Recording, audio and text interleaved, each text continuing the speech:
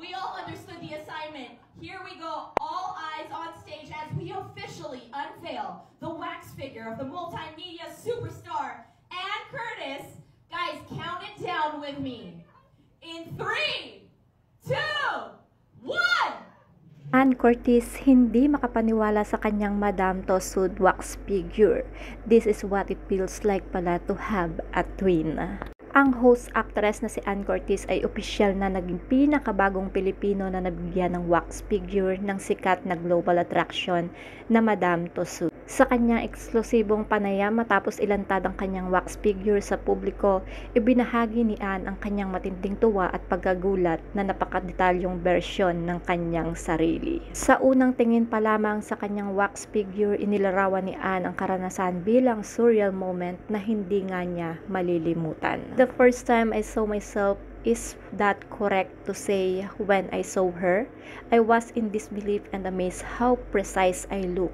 It that makes sense. Sabi ni Ann, this is what it feels like pala to have a twin. I hope through having this wax figure, I'm able to let others know, all Filipinos know, to continue to pursue their biggest dreams, because if you do dream big, they can happen with hard work and perseverance. So, Congratulations! And guys, Bago pa nga guys maabot ni Ann ang napakadetalyadong resulta, dumaan si Ann sa masusing proseso. Ginawa ang wax figure sa tulong ng mga eksperto mula sa Madame Tussauds na kumuha ng eksaktong measurement at high resolution photos ng actress. Pati ang mga pinakamaliit na detalye tulad ng kulay ng kanyang balat, texture ng buhok at hugis ng kanyang mga mata ay pinagtuunan ng pansin upang gawing perpekto ang wax figure. Sinabi rin ni Ann na bahagi siya ng proseso ng pagpili ng damit na isusuot ng kanyang wax figure. Ang napili nilang outfit ay sumailalim sa kanyang iconic style bilang isang actress, host at fashion icon.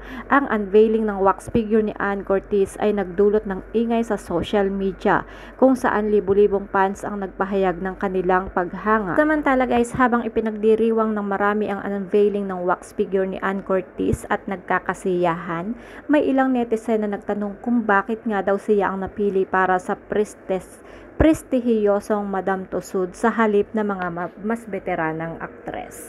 Ilan pang mga Pinoy celebrities na mayroong wax figure sa Madame Tussauds sina Lea Salonga, Catriona Gray, Pia Wurtzbach at Manny Pacquiao. So that's it guys, ang napakagandang Ann Curtis at Diyosang Ann Curtis ay napabilang sa wax figure sa Madame Tussauds. Ano ang masasabi nyo dito guys? Isa rin ba kayo sa humanga? Napakaganda, parang totoong totoo, tunay na tunay. Kung di pa kayo nakasubscribe sa aking YouTube channel, kindly hit the notification bell, like and share. Maraming salamat. Ingat po ang lahat and God bless.